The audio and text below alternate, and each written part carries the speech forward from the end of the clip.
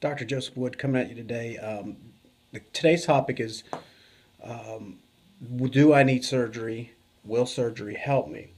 I practice full time, part time. I write books, and I also moonlight a little bit in an orthopedic surgeon's office and do patient consultations and read MRIs.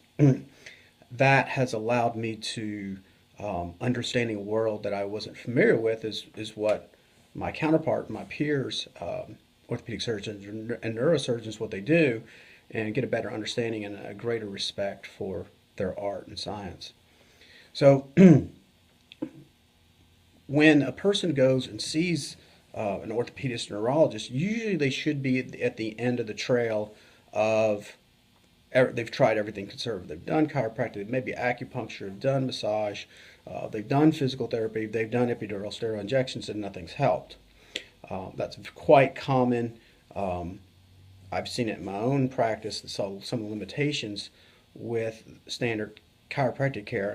And that's what encouraged me to write my book, is to look for something that wasn't being done in chiropractors or physical therapist's office, and how can we do something conservative to help them. Now, sometimes it works and sometimes it doesn't. It depends upon what's going on with the patient. So let's talk about back pain in orthopedic surgery or spine surgery. It's only about 30% that they're going to feel better if it's just standard back pain. Now, if they have something called a spondylolisthesis, those patients can do better. And what's a spondylo? So it's a big word.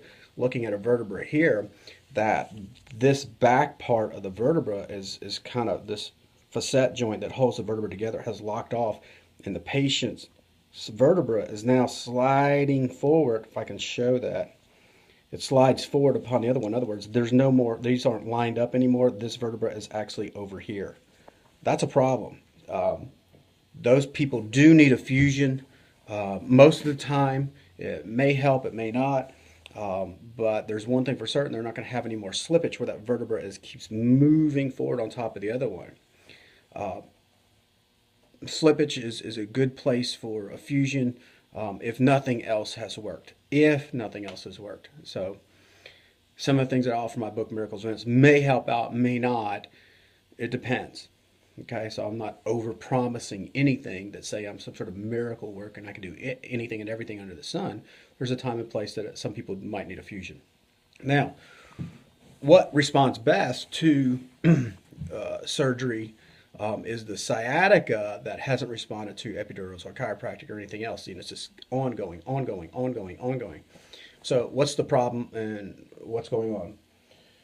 So let me cover the anatomy here a little bit. You can see the vertebra above and the vertebra below, and in between is this cartilaginous piece of material called a disc. Right here is something called the IVF. It stands for intravertebral foramen. Intra meaning between vertebrae or backbones. Foramen means hole. And right here is the nerve exiting. Now, if this area becomes, you lose that disc, look how much space there is for this nerve to exit. See, it has any room, and you can see the vertebra now is sitting on that nerve. It's collapsed and it's pinching it. So sometimes the nerves can wiggle around it because there's fat around there, and sometimes they can't. They just can't escape. So every time that you go to move your leg, that nerve can't slide through that hole, and it's just rubbing, rubbing, rubbing, rubbing, rubbing. And you're going to get that constant toothache sensation, maybe a loss of strength in the leg that won't go away. So what the surgeon will do at that point is they'll go in here. I'm just going to show you on this side. And they're going to cut out some window of bone to make this hole wider so that nerve can slide in any disc material. So what the disc does sometimes is it kind of leaks out, and you can see it leaking back over here. It's looking at it from the top, but it's leaking over to where that nerve is. So the disc material will sit on it. That's one compression. Then the hole that it goes through is tight. So you got a hole, the bones are compressing it, and then you got the disc coming in too. So that nerve is just like tacked down, it's pinned down. So what they'll do is go in there, cut that window of bone out, and make that bigger, open that hole up, and any debris that's in the tunnel just kind of start to pull it out. That's called a foraminotomy or laminoforaminotomy discectomy, LFD. Those patients walk up there. they're usually, my leg pain's gone, doc. Thanks a lot. They're 90% better. That's when nothing else has worked. Those people respond really well to that procedure. Pretty quick recovery time, very minimal risk in doing that, and great outcomes. Now, that's what needs to be done. That's if conservative care didn't work, nothing else worked. So in my book, Miracles in Minutes, what makes what I do different is I don't just look at your back pain. So we're trying to figure out, why did that vertebral hole narrow? And everybody goes, they quickly jump to arthritis. Says, yeah, I got that part. But why is that joint becoming arthritic? And well, it's just normal age process. Well, not everyone ages the same. And at what age are we old? Since we can't answer those questions, it's a great lollipop answer, but I wanted a little something more laser beamed answered, rather than just some, theories of what's kind of going on. I'm not saying I'm absolutely correct either, but the way it works is the body. Like, look at my finger here. I got one joint. See the very end joint, and then the middle joint, and then this joint. And they all three work together. That allows me to do certain things. So what happens is, like my wrist, if my wrist became frozen, I might have to over move my joints over here to make up a loss of motion in my wrist. So the joint that hurts on you usually is not the problem. It's being asked to do everything. So it's like if you and I are at work and we need to move 1,000 boxes today, and the average person can move 600 in a day, and all of a sudden I don't show up. I keep not showing up. You're gonna get worn out. You're doing easily, you could do 600. Now you're asked to do 1,000 every day.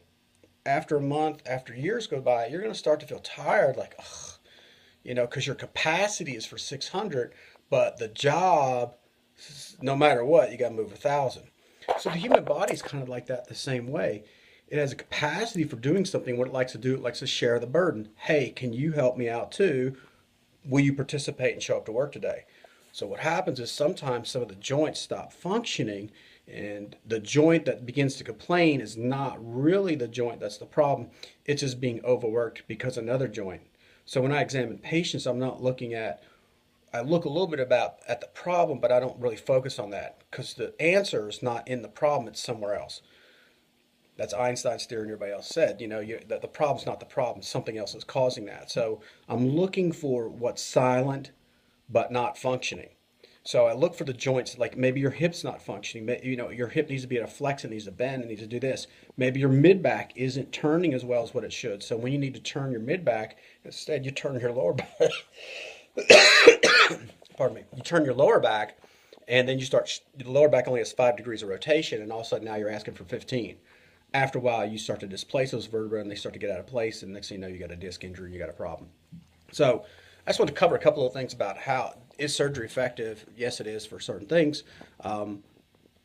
Post-surgical, what can you do? You might want to find someone like me who does FMS, functional movement screening, or SFMA, or use a little things that I use to look at the body more holistically and try to figure out how you got in the pickle to begin with. Or you can find someone like me on the front end, and maybe we can solve it where you don't need surgery. Now, if you need surgery, then you need surgery. If what I'm doing, or someone who's been trained by me, isn't working, then you have kind of no choice. But there's a little bit of patience in there, but at least it's something you could try on and see if it works.